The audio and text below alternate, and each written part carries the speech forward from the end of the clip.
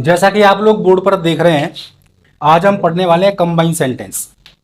ये open school के 10th और 12th दोनों क्लासेस में पूछा जाता है। अभी आपके हाल ही में एग्जाम होने वाले हैं, 10th के हो चुके हैं और आज आपका 12th का भी है।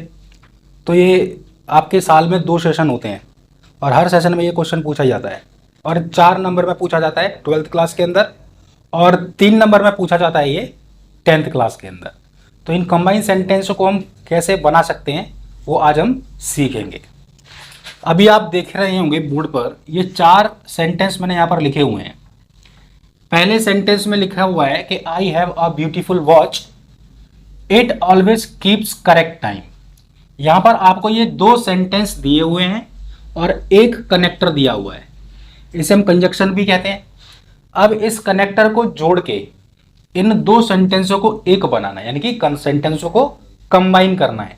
आपके एग्जाम में आ सकता है, इसमें यहाँ लिखा होगा ए, यहाँ लिखा होगा बी, या फिर यहाँ लिखा होगा ये 1 नंबर और यहाँ पर 2 नंबर, और उस कनेक्टर को जोड़ के ना आपने ये दोनों सेंटेंस मर्ज कर देना है, यानी कि एक सेंटेंस बना देना है, कंबाइन कर देना है। अब किस तरीके से होगा, अभी आप देख रहे हैं यहां पर लिखा हुआ है विच। जब अभी तक आपने विच का मतलब पढ़ा होगा कौन सा, कौन सी या कौन से, लेकिन यहां पर विच का अर्थ निकलेगा जो, क्योंकि हम इसका इस्तेमाल कनेक्टर की तरह कर रहे हैं। ठीक है, अभी आप देखेंगे पहले सेंटेंस के अंदर देखेंगे लिखा हुआ है कि I have a beautiful watch. दूसरे सेंटेंस में लिखा है it always keeps correct time, यानी कि दोनों सेंटेंसों में किस चीज की बात हो रही है। अब वॉच की बात हो रही है, यहां पर क्या कर रहा है, I have a beautiful watch, इस वॉच की बात हो रही है। अब लिखा हुआ है कि it always keeps correct time, तो करेक्ट टाइम कौन देती है, घड़ी, है ना। यानी कि पहले सेंटेंस से जो रिलेटेड कोई वर्ड है तो वो कौन है, इट है, यानी कि जो वॉच है वही इट है और जो इट है वही वॉच है।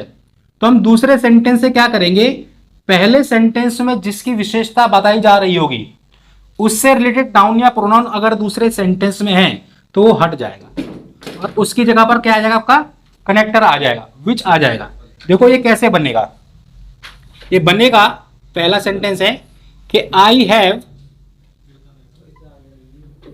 अ ब्यूटीफुल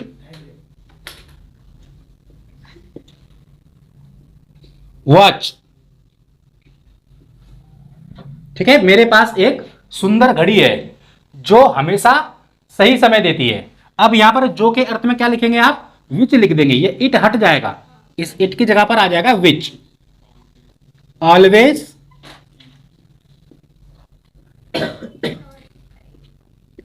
कीप्स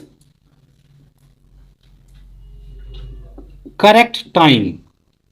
ये सेंटेंस बन गया, यहां पर हमने जोड़ दिया इसको। अब ये एक ही सेंटेंस बन गया ना, समझ में आ गया आप लोगों को कैसे ये बना। अब आप ये दूसरा सेंटेंस देखेंगे, दूसरे सेंटेंस में लिखा हुआ है कि he reached late, the teacher marked him absent, और ब्रैकेट में दिया हुआ है देयरफॉर। देयरफॉर का मतलब क्या होगा, इसलिए।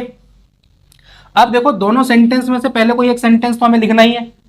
अब जो कनेक्टर आपको यहां पर दिया हुआ है वो आपको देखना है कि हमें किस सेंटेंस के पहले लगाना है या बाद में लगाना है। अभी आप देखेंगे यहां पर लिखा हुआ है कि the teacher marked him absent, यानी कि टीचर ने उसकी गैरहाजिरी लगा दी, absent लगा दी, है ना। अब लिखा हुआ कि ही रीच्ड लेट, वो लेट हो गया, है ना, यानी कि उसे पहुंचने में देरी हो गई। तो सेंस ये निकलता है कि उसे पहुंचने में देरी हो गई थी, इसलिए टीचर ने उसकी absent लगा दी। समझ में आ गया, ऐसे पहले सेंस पकड़ना है। तो अब सेंस पकड़ लिया आपने, तो इसके अकॉर्डिंग आपका जो पहला सेंटेंस लिखा जाएगा वो कौन से लिखा जाएगा, ही रीच्ड लेट। तो आप यहां पर लिखेंगे ही रीच्ड लेट, यानी कि उसे पहुंचने में देरी हो गई थी, इसीलिए देयरफॉर द टीचर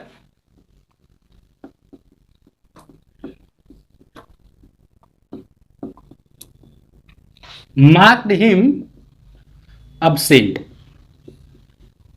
बन गया। समझ में आ गया किस तरीके से हमें इस कनेक्टर का यूज करना है। अब आप देखेंगे तीसरा सेंटेंस, तीसरा सेंटेंस लिखा है कि my brother wants to speak to you, मेरा भाई तुमसे बात करना चाहता है। यू मेट हिम यस्टरडे, तुम उससे कल मिले थे। अब देखो सेंस कैसे निकलेगा, मेरा भाई जिससे तुम कल मिले थे तुमसे बात करना चाहता है, ऐसे होगा ना, मेरा भाई जिससे तुम कल मिले थे। अब यहां पर जो हुम लिखा हुआ है ना, इसका मतलब होता है जिससे। क्या मतलब होता है? जिससे। तो अब देखो ये किस तरीके से बनेगा, अब ध्यान देना, जैसे हम इसको ट्रांसलेट कर रहे हैं ना, उसी की तरह आपको ये कनेक्टर यूज करना पड़ेगा। देखो, मेरा भाई जिससे तुम कल मिले थे, मेरा भाई जिससे तुम कल मिले थे, तो my brother whom you met yesterday. अब देखो यहां पर बात हो रही है, मिलने का काम कौन कर रहा है? तुम, यानी कि सब्जेक्ट कौन है? तुम, और मिल किससे रहे? मेरे भाई से, ये ऑब्जेक्ट हो गया, है ना। तो अब माई ब्रदर से रिलेटेड जो दूसरा नाउन या प्रोनाउन है दूसरे सेंटेंस में, वो क्या है? हिम है ना, ये हट जाएगा, ये नहीं आएगा। ठीक है, अब देखना कैसे। अब बनेगा कि माई ब्रदर, सॉरी,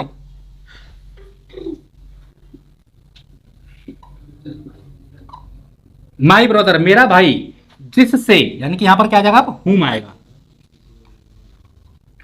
तुम कल मिले थे, हुम यू मेट यस्टरडे।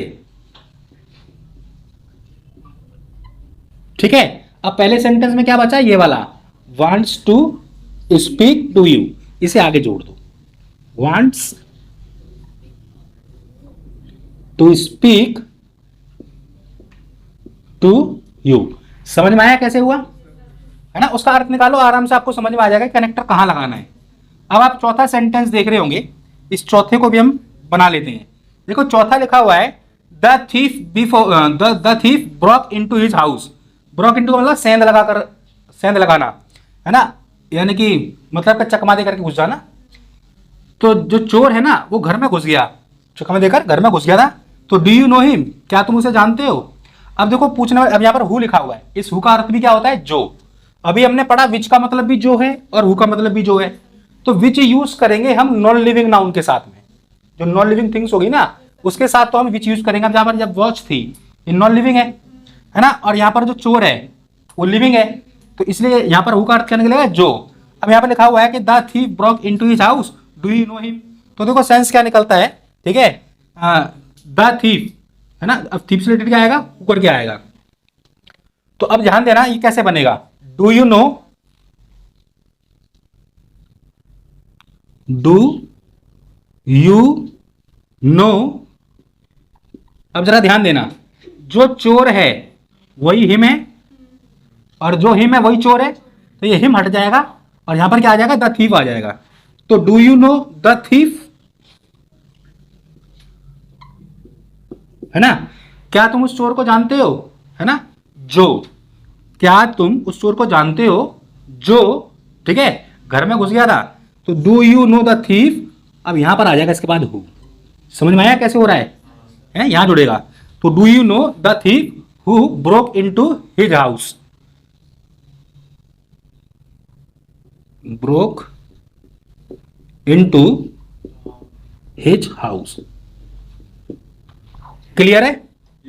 इस तरीके से ये सेंटेंस आपके बनेंगे। ये 4 मार्क्स में आपका 12th स्टैंडर्ड में पूछा जाता है और 3 मार्क्स में आपका 10th स्टैंडर्ड में, और ये आता ही आता है। ठीक है, पिछले कई सालों से लगातार आ रहा है ना, इस बार भी आएगा और आगे भी आता रहेगा। तो इसलिए इसको अच्छे से आप कंप्लीट कर लें अपना, ठीक है, क्योंकि ये आना ही आना है। ठीक है, मिलते हैं नेक्स्ट वीडियो में एक और नए क्वेश्चन के साथ में। ठीक है, तब तक के लिए बाय बाय।